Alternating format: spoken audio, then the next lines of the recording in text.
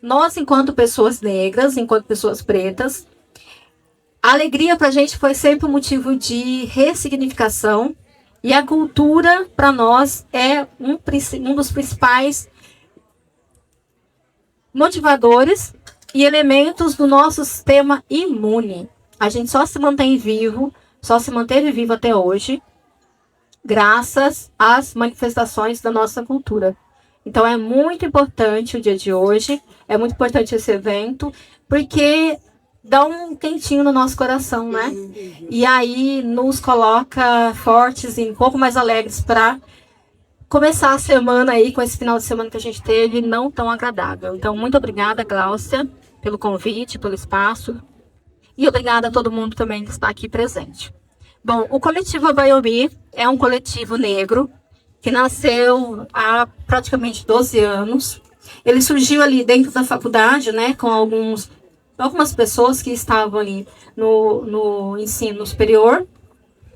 Mas essas pessoas, apesar de estar nesse lugar de ensino superior, elas vinham de uma realidade da periferia, né? Então, a gente teve a felicidade de conhecer a dona Adria, que é uma das mulheres mais assim, atuantes no meio político e social e cultural aqui da nossa cidade, que numa das atividades que o Abaiomi desempenhava junto a crianças de favela, né, da região daqui de Ribeirão Preto, viu que a gente estava fazendo Abaiomi, as bonecas de Abaiomi, e falou, por que não esse coletivo, que antes era Coletivo Negro, colocasse Abaiomi também no seu nome. Então, Abaiomi é uma palavra de origem iorubá, que significa encontro precioso. Então, é uma maneira de fazer dos encontros uma preciosidade e que desses encontros nasçam novos caminhos.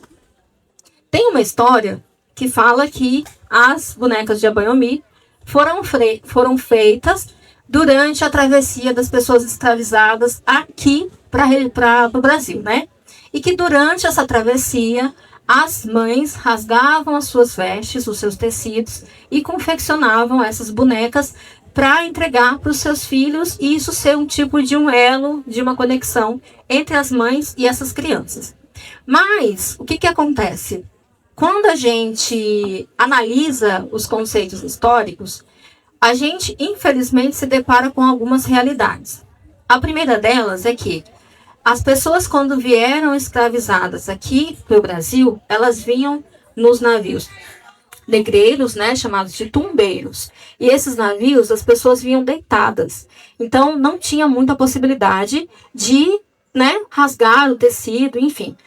Outra coisa é que essas pessoas, infelizmente, vinham nuas, sem roupa. Então, se não tinha roupa, de onde viriam esses tecidos?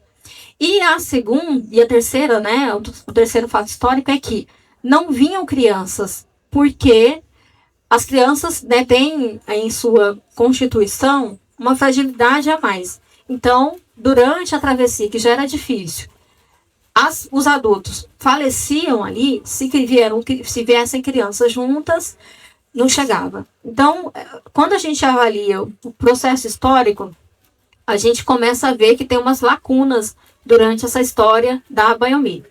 E aí, pesquisando, a gente teve a felicidade de participar, no ano retrasado, de uma formação em Piracicaba. Tem um coletivo lá também muito potente chamado Afropira. E esse coletivo trouxe uma pessoa muito importante que é a Dona Lena. A Dona Lena, ela é uma artesã vinda do Maranhão e pelos registros históricos que ela conta, né, e também que ela cataloga, ela é a pessoa que foi a idealizadora dessa boneca. Ela conta que ela é uma artesã, então a arte de fazer bonecas faz parte dessa comunidade, porque é assim que muitas, né, artesãs negras constroem um artesanato, uma boneca, quando não tinha a possibilidade de comprar uma boneca. Então, as bonecas de pano, elas eram feitas a partir dessa necessidade. Não tinha dinheiro para comprar boneca, ia lá, fazia a própria boneca para fazer, presentear os filhos, e aí isso foi se transformando uma fonte de renda, uma forma de empreender. E aí a dona Lena tinha uma amiga que estava gestando, né? E não sabia ainda ao certo o que seria o sexo biológico da criança.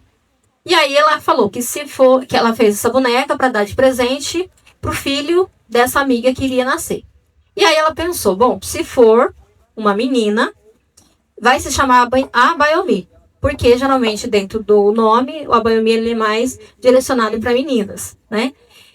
Enfim, e aí não nasceu uma menina, nasceu um menino. E aí esse menino recebeu o nome de Baby Killer. Né? O nome parece diferente pra gente, mas esse é o nome de um cantor rapper muito famoso aqui no Brasil, que é o cantor BK. Então por isso que ele chama BK, Baby Killer. E aí, como não tinha, essa criança recebeu a boneca da mesma forma. E aí essa boneca que essa criança recebeu o nome de Abayomi.